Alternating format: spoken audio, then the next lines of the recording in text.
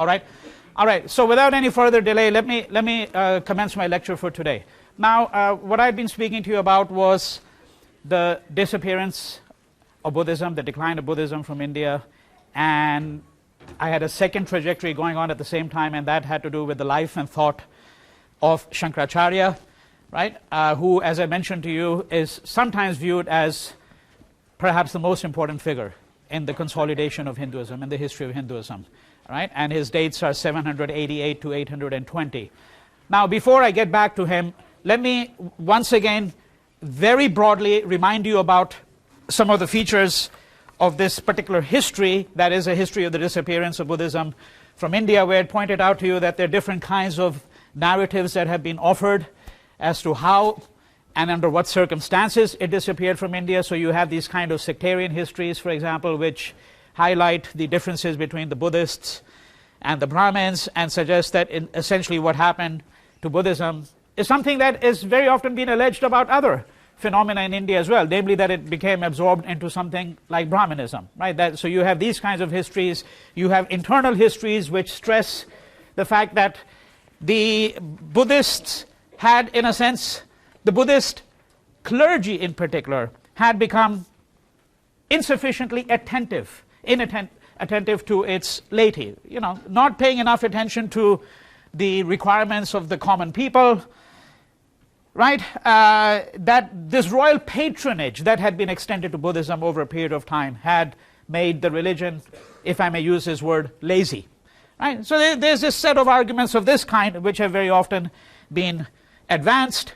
There's an interesting contrast with Jainism, because remember that Buddhism and Jainism appeared in India around the same period of time. And Jainism does not have the kind of history that Buddhism has, where it disappears, essentially. But on the other hand, Jainism never had the extensive kind of patronage, comparatively speaking, that Buddhism had. And it always remained, relatively speaking, confined to small parts of India, right? Its adherents always numbered in the few millions, as opposed to Buddhism, which had a very large number of adherents and became, in fact, as I've argued quite often in this class, in the Gangetic plains it became a dominant religion, right? So there are all of these arguments that have been advanced, and then there's an argument about the coming of Islam, which we're going to look at shortly, that even though Buddhism may have been on the decline, its disappearance may have been precipitated, right, greatly precipitated by the coming of Islam. And this is what is very often referred to as a sword of Islam thesis, that Islam came in and essentially conquered its opponents through the use of the sword, right? We're going to again have to have an assessment of this particular hypothesis, later on. Now, one of the many other reasons why Buddhism disappeared, as I pointed out to you, and this leads me to the second trajectory that I've been talking to you about, is the appearance of Shankaracharya, right, who's a Nambudri Brahmin from South India. And Shankaracharya is a person who, as I've put it to you before, he consolidates, he establishes, right, the supremacy of Hinduism. I mean, that's very often the manner in which it has been put. The interesting question for us is, what precisely enabled him to do it, right? What were the kinds of philosophical strategies that he might have adopted? And we know that he engaged in debate with Buddhists. These were public debates. We have some sense of how these debates might have been run. The important thing, I think, as far as we're concerned, is that what he was able to do, and this is the point on which I had concluded my lecture of Monday, is that he was able to bring about a synthesis, as I pointed out to you, of popular Hinduism and Brahmanism, of Mahayana Buddhism, and the teachings of the Upanishads. And how exactly did he do it? Well, he takes the view, on the one hand, which is the view that you find in Buddhism as well, right?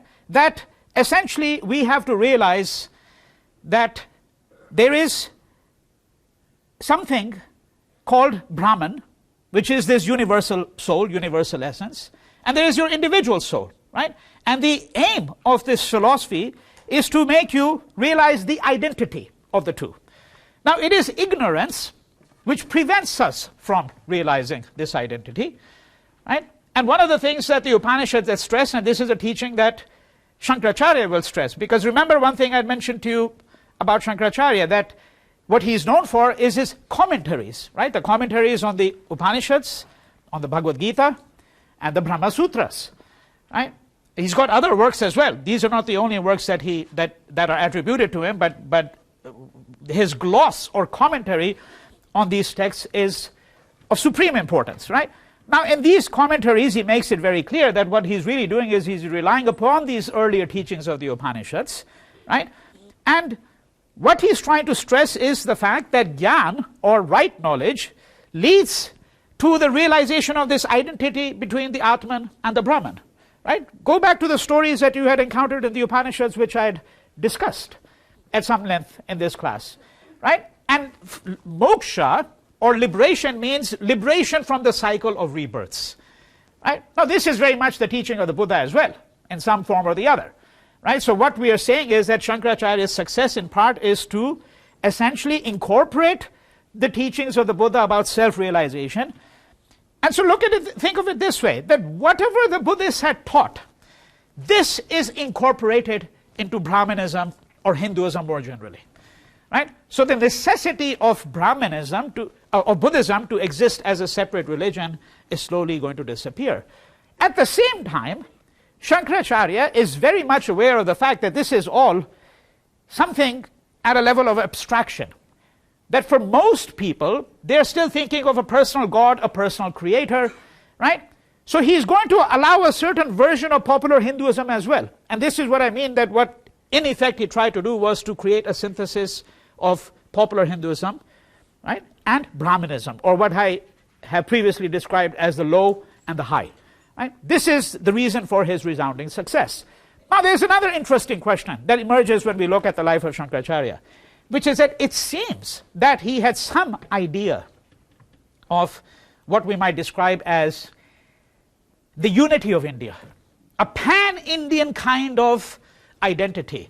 He establishes 4 mats, they're called mats, okay, and these mats are essentially monasteries with monastic orders, and he establishes them on the 4 corners of India. One in the north, in Jyotimat, then you've got one in the west, in a place called Dwarka, and you've got one in the east, in a place called Puri, and then one down south in a place called Sringeri, right? So what he is doing is he's marking these 4 corners of India, and if you had to think about this question that has fundamentally been of interest to us throughout, and it's a question that animates Nehru's discovery of India throughout. I mean, if you really have read that text, you know, even the excerpts that you were given, one of the questions that he's constantly thinking about is, what is it that really defines the unity of India, right? I mean, what is it that makes this country one country? If you have such an enormous amount of linguistic diversity, you've got enormous amount of religious diversity, we've got people coming in from all over, right? Various strands of Central Asian history, and then subsequently we're going to find, when we get to the Mughals, we're going to find, you know, strands coming from even further west, from Turkey, right? We've got Dravidians in the south. What is it that unifies India? And one of the things that Shankaracharya is trying to do is he's trying to, in fact, push a certain strand of Brahmanism or a certain strand of Hinduism. I think that would be the more appropriate word at this juncture here, even though the word, of course, was never used at that point in time. And this is the philosophy that he has, the philosophy of Advaita Vedanta, which I've described to you very briefly, and which I had started describing to you before, right? Except that the question is whether this strand of philosophy is going to be, in fact, the most common form of Hinduism as far as common people are concerned. And we're going to find that that's not going to be the case, right? So what we're saying is this, look, just so that you have a very clear understanding of what I'm talking about. So what you've got on the one hand is Advaita, right? And Advaita here is the philosophy of monism. So this is that portion of Shankaracharya's teachings which in effect go back to the Upanishads. And then what he's doing is he's introducing a certain strand of popular Hinduism, right, which, let's use the word that would now be used in India, and we're going to find that slowly this is going to become the dominant strand, right, of Hinduism. In some respects, you're still going to have the worship of Vishnu and Shiva, all of that, but you're going to get this great movement which is going to flower throughout India, beginning, let's say, roughly around the 8th, 9th century in the Tamil country in South India, and then gradually we're going to find that this movement is going to spread throughout India, and strands of it will remain until the 1700s, right? The great Bhakti movement, or the movement of devotion. All right? So what we are saying is that in some ways, Shankaracharya is fully alive to both of these two strands, even though what he's really known for, at least according to the elite, is his attempt to consolidate the teachings of the Upanishads. All right? This is his place in the history of India at this particular juncture. All right? So now what I've described to you so far is the life of Shankaracharya, and I've described to you, and remember the dates 788 to 820, right? And the gradual disappearance of Buddhism. Now, we're going to find that in eastern India there's going to be a dynasty here. I'll turn to this map in just a moment. There's a dynasty called the Palas, who are going to continue to extend patronage to Buddhism, which will extend into the 9th and 10th century. So it's not as if Buddhism completely disappears from India even at the time of Shankaracharya, but we are saying that its decline, which I had started documenting for you when I was talking about the Chinese traveler who had come to India in the 6th century, right? That this decline is going to get aggravated. It's going to be further precipitated by Shankaracharya. Buddhism is going to be driven further east. It's going to be driven further north, right? And eventually we're going to find that by the 10th, 11th century, it has essentially disappeared from eastern India as well, right? That's the story that you have to roughly keep in mind. Now we've got two other stories that we have to take up at this particular conjuncture. One is the story of South India. And before I move into that, I want to just give you a rough idea of what is the political shape of India roughly from 600 to 1100, 1200 AD. Okay, because what you have here is you have a mass of regional dynasties, right? And this is what this map essentially is intended to do. So if you, let's begin with the north. What you have is a group, a dynasty called the Gurjara Pratiharas. So this would be the equivalent. The area that it would have covered would be the equivalent of present-day Rajasthan. So you have the emergence of the Rajputs, who are the Kshatriyas, right? In fact, allegedly, there is a ceremony that is held in a place called Mount Abu, which is in Rajasthan. It's also a great site of Jain pilgrimage, right? Here you can see again the complexities of Indian history, because it's a site of Jain pilgrimage, as I said, a great site of that with, you know, temple complexes and so on. But it's also the place where the Rajputs are supposed to have, in fact, actually had a ceremony in 747, which sort of brings them into the light of Indian history. Okay? And we don't know for certain that this was actually held, this particular ceremony was held at Mount Abu in 747. The point, nonetheless, the main point for you to bear in mind is that you have the emergence of a group of people known as the Rajputs, who are going to become legendary later on, because they are the ones who are supposed to have defended India against the Muslim invasions, right? Okay, but this is the area that we're talking about over here, North India roughly, but more like Rajasthan, northwest India here. And then we've got the Chalukyas, a dynasty called the Chalukyas.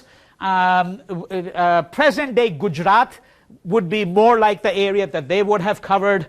Okay, and you have a branch of them called the Eastern Chalukyas on the eastern seaboard, but not far down south, because far down south what you have is the Cholas and you have the Pandyas, right? So these are some of the major dynasties you have there. The Cholas have been around from, let's say, the 1st century.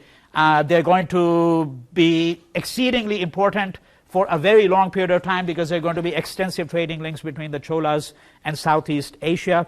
And we're going to find that the flowering of art and architecture in South India under the Cholas is going to take place roughly around the 10th, 11th century. One of the things that the Chola period is really renowned for are these what are called Chola bronzes.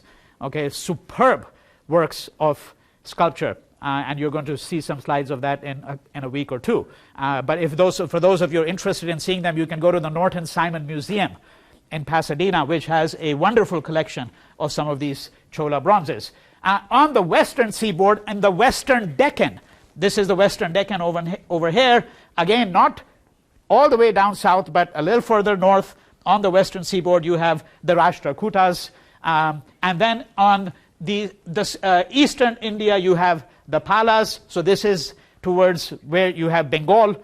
You're not expected to remember these names, but what I'm giving you a sense of is the fact that you have a spate of regional dynasties, and then you're going to have, in fact, dynasties in north sort of central India, such as the Chandelas, under whom the Khajuraho temple complex is going to be built. All right, this is a picture of, in some ways, if you want to think of it that way, a picture of political fragmentation, right?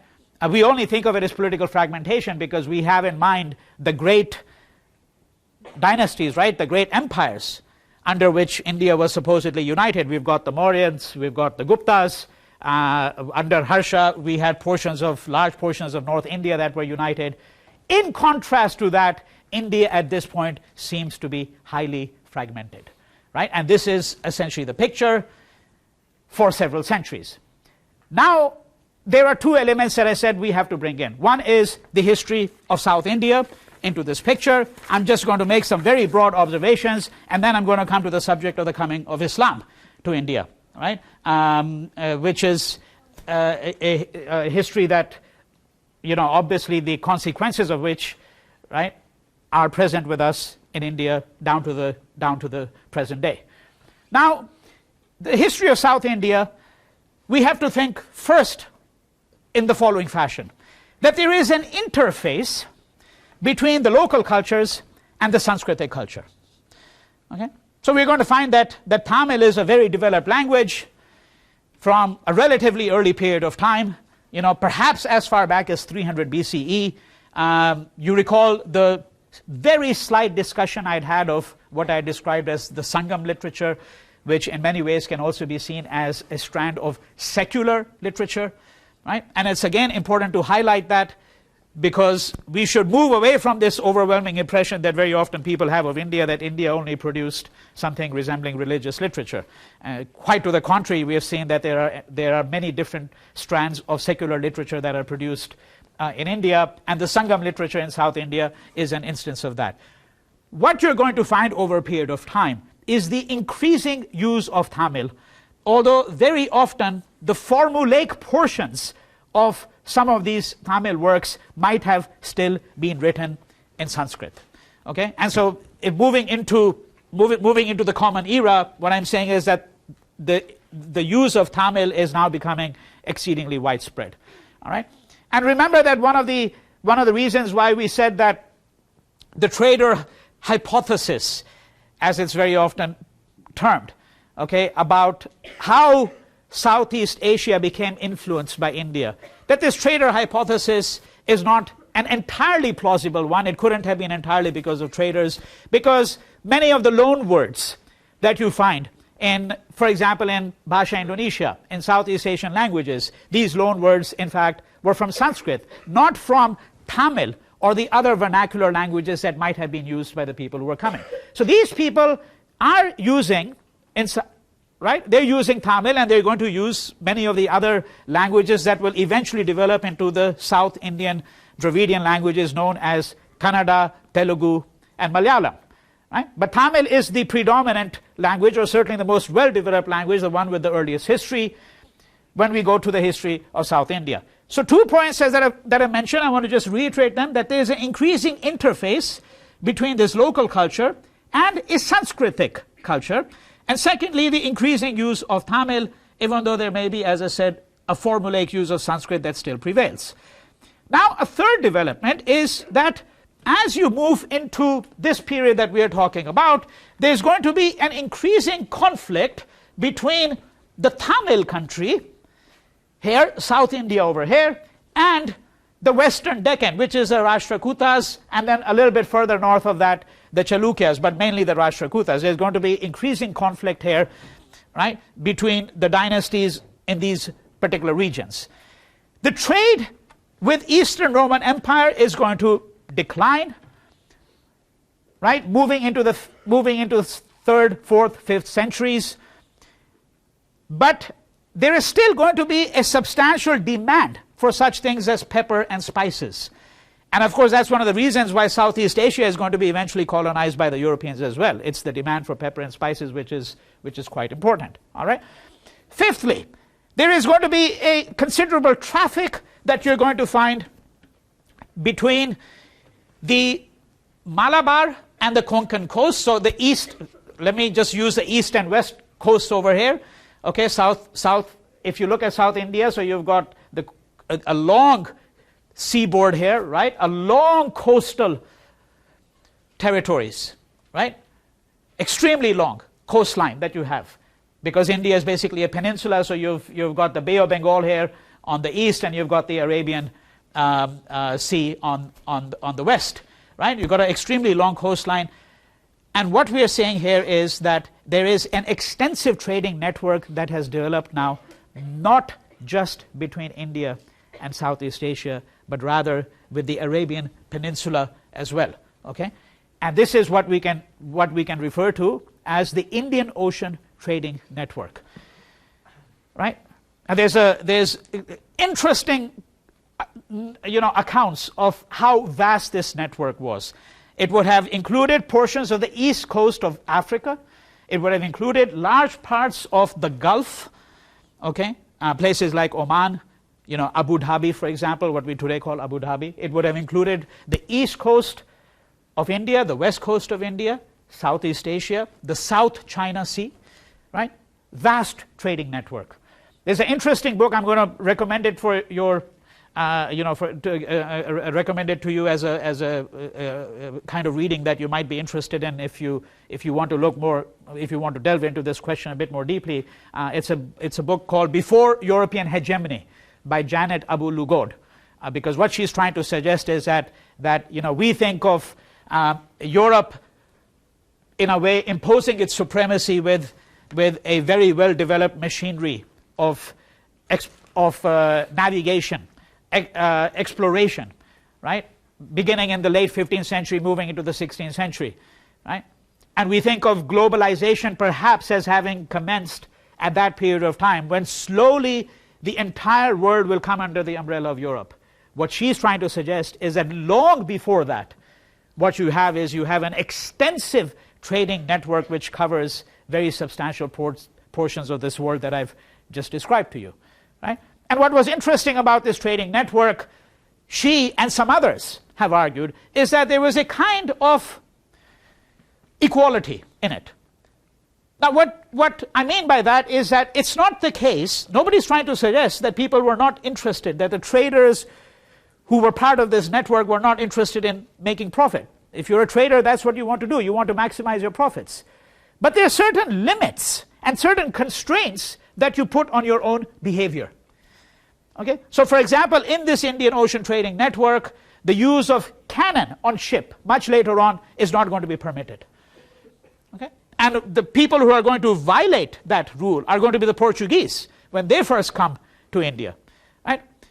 This is the kind of argument that I'm talking about, but you also have to bear in mind what I mentioned to you about the kind of cosmopolitanism that this world suggests, partly because of the nature of these trading patterns.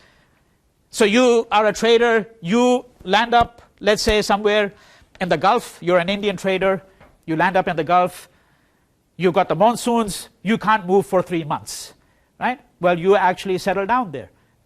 And what you have is you have evidence of Indian settlements in these areas, and you could not have gone anywhere within that Indian Ocean trading network and not have run into a Gujarati, right? I mean, they're all over.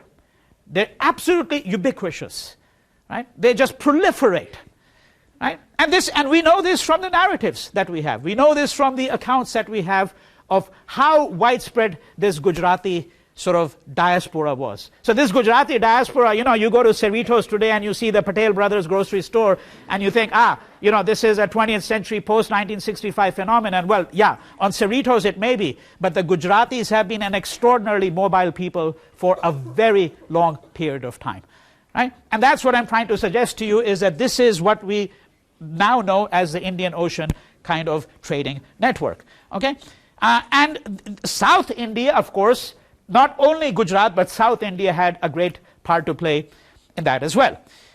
In the period from the mid 500s to about 900, you're going to have a contest for supremacy, if you want to put it this way. I don't know if that's the best way to put it. What you can also say is that a contest of supremacy between the Cholas, okay, and the Pandyas and the Chalukyas here. So if you look at this map, you know who I'm speaking about here, these three dynasties over here. I think that you can speak about it as some kind of strategic balance that they're going to arrive at, right? I'm not certain in my mind that I would necessarily want to characterize it as a contest for supremacy over here. But there's certainly a tug of war that is going to take place between them, right?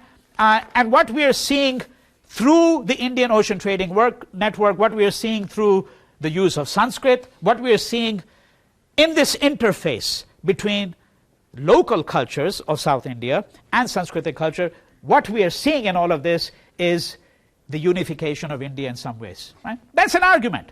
I mean, some people might strongly disagree and say that, well, you know, South India was never really fully integrated into North India, right? But this is one way to think about the history of India at this particular juncture, all right? Now let me turn to the next trajectory, because, of course, this is going to be a critical part of the history not only of India, but the history of much of the world, right? And that is the coming of Islam, right? Now, I'm not going to enter into a long discussion here about the history of Islam elsewhere, but I think it's important to keep in mind a few details so that we can understand the Indian context for this, right? So the Prophet Muhammad, his dates are roughly 570 to 632, right? And, you know, for those of you who don't really have any idea about what exactly Islam represents, and subsequently what is going to represent in India, because bear in mind that this is now a monotheistic religion which is coming into India, right? Now you've had a minuscule presence of Christianity at this point in time. Minuscule presence, right, in South India. We haven't really spoken about it because we're going to have to really speak about Christianity when the Portuguese come to India. That's going to be when, you know, the main history of Christianity in India is going to commence at that point in time. And then obviously with the coming of the British in the 18th century, right? But so far, the religions that we have spoken of, okay, these have been all born on the Indian soil, right? What we call Hinduism or Brahmanism, Jainism, Buddhism at this point in time. So now we have a new element coming into Indian history at this juncture, right? And Islam, essentially, we could say that there are a number of key features of that, right? So it's a monotheistic religion, and I think it would be appropriate to say rigorously anti-idolatry, right? Okay, that's one of the key elements of this religion. But there are, of course, some central tenets, some things that all Muslims are supposed to observe, right? One of the ideas that you find in Islam is the idea of namaz, which you're supposed to do 5 times. There's a little bit difference, by the way, and if you look at the observances of namaz in Shia Islam in places like Iran, you're going to find that there's some differences there. There's the idea of taking the Hajj. The Hajj is the pilgrimage that you're supposed to undertake, right? All Muslims who are fit and who are able to undertake that pilgrimage are enjoined to do so. The idea of zakat, giving alms to the poor, is very important in Islam. And Muslims are enjoined to observe a fast during the 9th lunar month, known as Ramadan, usually a month-long fast. All right? Now, what is interesting, okay, with respect to the history of Islam, is the enormously rapid expansion of Islam after the death of the Prophet. Right? Because you can look at, you know, Syria, Egypt, Iran, Iraq, right, among other places. I mean, all of these are going to fall to Islam within decades, if not less, of the death of the Prophet. All right? So very rapid expansion of Islam that is going to take place, an expansion going westward as well. And it's not any surprise that Islam should have come to India quite early on as well, right? But what we're going to find is that India is not going to fall under the sway of Islam until the 13th century. Right? And it's interesting, because I want you to keep in mind an argument that you're going to hear in the 19th century. Right? I want to refresh your memory about an argument that I advanced earlier on in this course. This was an argument by Indian nationalists who had taken the view that one thing that was characteristic of India was the fact that it had constantly fallen under the rule of foreigners. Okay? And India is constantly being hammered by foreign invasions. Right? This is very much a 19th century Indian nationalist view. Right? And it goes back to obviously the times of Alexander, right? If you're trying to trace that history, and then you're talking about the various strands of Central Asians coming into India, and then subsequent to that we're going to be talking about obviously the Muslim invasions, right? But if you keep that argument in mind, then you would have expected by that narrative that India in fact actually would have fallen under Muslim rule very early on, which is not really the case. We find that India is not really going to fall under Muslim rule until roughly around 1200. Okay? So Islam is going to come into India much earlier on. There is an Islamic force that reaches India in 644 AD. Okay? Let me also mention one more thing, which is that you actually do have Muslims coming in through the Khyber Pass, as people before had come into India as well. Right?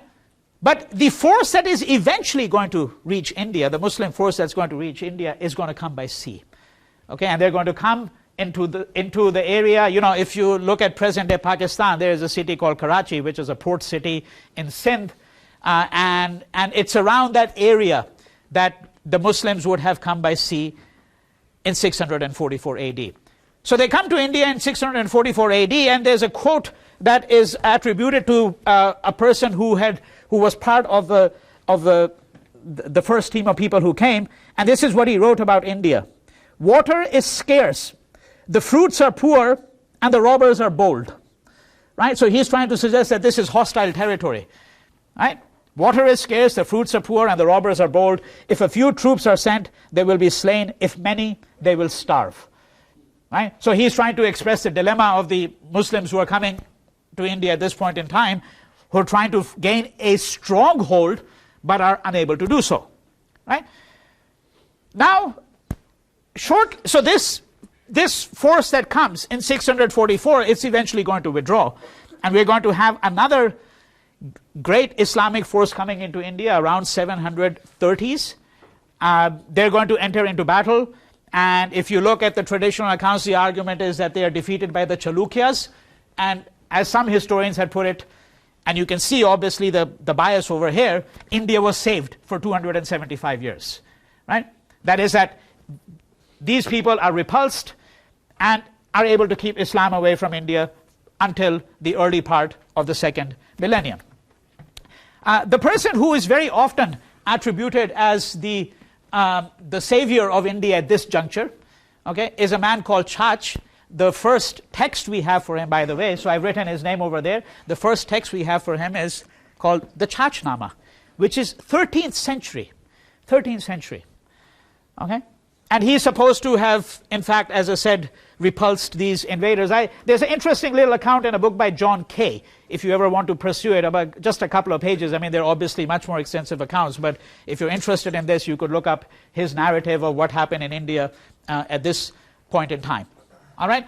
So Chach is able to repulse the Muslim invaders, and according to this traditional history, it's going to be another 275, 300 years before Islam is going to re-enter India, okay, at that juncture. Now, before we get into the further history of Islam, we need to pause and try to understand what the real significance is of the coming of Islam and the establishment of Muslim dynasties, and what are some of the problems of interpretation that we have to be careful about. Okay? There is a word that is used very often in India to describe the relations very often hostile relations between Hindus and Muslims. The word is called communalism. Okay?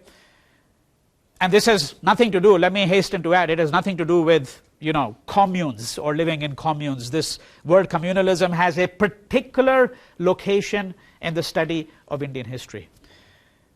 So if you look at political commentators writing on India today, very often they'll say that perhaps one of the most pressing problems in India is a problem of communalism, right? And on this standpoint, what communalism means is the idea that Hindus and Muslims constitute distinct religious communities, and that these distinct religious communities are at odds with each other, are hostile to each other. The communalist interpretation of Indian history insists that the history of this hostility goes back to the beginnings of Islam in India. So that's why I'm bringing communalism into this juncture. There are obviously historians who have disputed that view. I would number myself among them, right? Who seriously and strongly dispute this view that the history of India is to be viewed in communal terms. Now, when I say the history of India is to be viewed in communal terms, that we should dispute that view, what I mean is a number of different things. What I mean, number one, is that we shouldn't assume, okay, that Hindus and Muslims were always constituted as members of religious communities. Number two, we shouldn't assume that the identity of an Indian is predominantly a religious identity. That is the backbone of the communalist ideology, right? And what do I mean by that? Let me be very clear, okay? And let me try to give you an illustration of that. So let's supposing somebody was writing a narrative, and let's supposing I figured in that narrative. So I get described in this narrative as, supposing I was a Hindu, as a Hindu. So before I am an Indian, before I am a professor, right? Before I am an Indian American, before I am a male, before I am all of these things, because all of these things are a part of my identity, right? Before I am any of this, I am a Hindu. Right? This is what I mean when I say that in the communalist viewpoint, the predominant element of a person's identity is religion. So the communalist standpoint will argue that every Indian is, before he or she is anything else, a Hindu or a Muslim, and then you can add some other identities there, Sikh, Christian, whatever the case might be. Although I have to say, by the way, that the communalist standpoint is principally interested in the Hindu-Muslim distinction for the most part. Okay? So the communalist standpoint will make this particular argument that the identity of a person in India revolves largely, predominantly around the idea of religion. Then it moves to the argument that people who share a certain religion have a natural tendency to gravitate towards people of that same religion. In other words, how you decide to become a member of a group, right? Because in some fashion or the other, we are all members of groups, right? We might describe our groups as, in national terms, we might describe them in terms of sexual choice or sexual preference or sexual identity or intellectual interests. So you could have a club of socialists, you could have a club of chess players. These are all groups, right? We all constitute ourselves into one or more groups. The communalist argument is, not only is a person predominantly defined by his or her religion in India, but just as importantly, group identity in India is predominantly religious as well.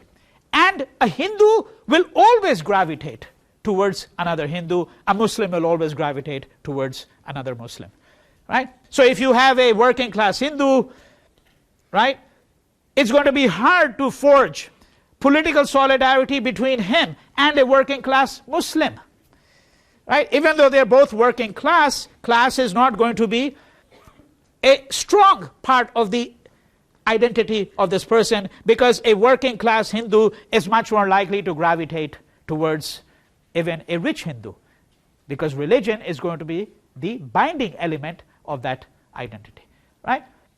Now the next step of the communalist argument, And you'll have to bear this in mind, because it's going to be difficult to try to understand the history of Hindu-Muslim relations in India unless we are able to understand the problems posed by the communalist interpretation. Okay? That before we can get to an understanding of what might have been the relations between people that we describe as Hindus or Muslims, there is this whole communalist interpretation that we have to unravel. Okay? And so according to this communalist interpretation, the next step of the argument would be these religious communities have been locked in battle in India throughout. You know, I very often put it in very dramatic terms because I use a colonial text where I had first seen this argument. Okay? I mean, when I first saw the argument, I was astonished. The way this colonial text described the differences between the Hindus and the Muslims was roughly the following. The Hindu loves to worship the cow. The Muslim loves to eat the cow. Okay? This is the difference. How can these two people ever get together? One venerates the cow, the other simply wants to eat him up, or eat it up. Right?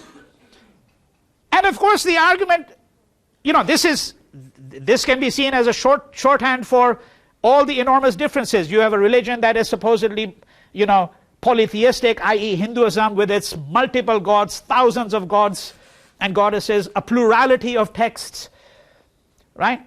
Plurality of places of pilgrimage. In Islam, we know that Mecca and Medina have a central importance, no matter what kind of Muslim you are, right?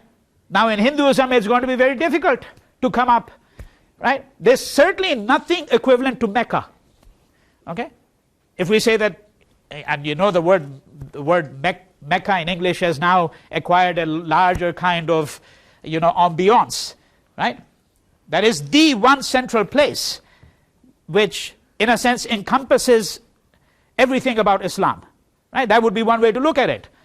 Now, if you're trying to look for something comparable in Hinduism, you're not going to find it, right? You cannot find it. You cannot find one single text. Right? So the colonial writers would very much stress these kinds of differences. And of course, one of the consequences of communalist interpretations of Indian history is that many Indians themselves came to accept these readings as being authoritative and decisive. All right? And you might say, what is the relationship between this and the history of Islam in India, let's say from the year 1000 AD onwards? Okay? And what I'm saying is that the relationship here is the following, that when we go back to this past, we're going to have to be certain that we do not interpret it in communalist terms. Now let me give you an illustration by going back to that history. Okay? So what we're going to have, if we begin to look at the history of Islam in real concrete terms, you know, the first major sort of person who emerges, okay, is a person by the name of Mahmud of Ghazni. All right? Mahmud of Ghazni. Now, Mahmud of Ghazni, I can assure you, in many Indian middle-class Hindu homes, okay, if you want to get somebody going into a fury, mention his name. Okay? Mahmud of Ghazni invades India something like 20 times. All right? 20 times. He comes for loot. He comes for loot. Because that's his job, in part. By the way, people who are looters can also be very erudite. If back at his court in Ghazni, he had a great court, and he amassed together a bunch of intellectuals. Okay? So if you read accounts of his court, I mean, he's well known for being a patron of intellectuals, but he was interested in pillage. And he was interested in pillage and loot, and India was the land of where you went for this kind of loot. There is a quotation, if I can find it, from Hegel. I just want to read that out to you for a second so that you can understand the context of Mahmud of Ghazni. Okay? So this is Hegel writing in The Philosophy of History. Quote, "The quest for India is a moving force of our whole history. Since ancient times, all nations have directed their wishes and desires to that miraculous country, whose treasures they coveted, that they desired, right? These treasures were the most precious on earth. Treasures of nature, pearls, diamonds, incense, the essence of roses, elephants, lions, etc., and also the treasures of wisdom, right? This is that whole legend about the great spiritual wisdom of India, etc., etc., right? It has always been of great significance for universal history by which route these treasures found their way to the West. The fate of nations has been influenced by this, end quote. Right? So this is Hegel writing in the philosophy of history in the early 19th century. Now, Mahmud of Ghazni lives from 971 to 1030.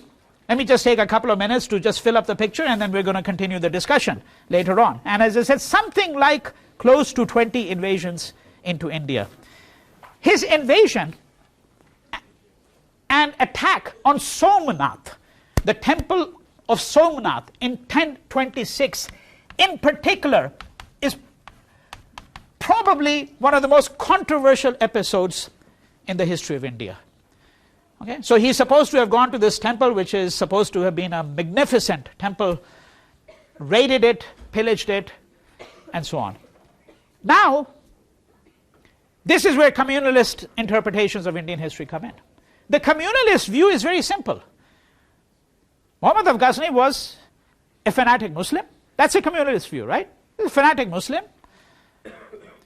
And he was inspired by a radical hatred of Hinduism, because Hinduism, more than any other religion, represents idolatry.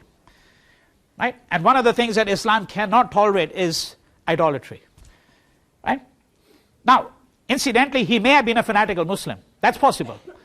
I don't think that we should necessarily doubt that. Okay?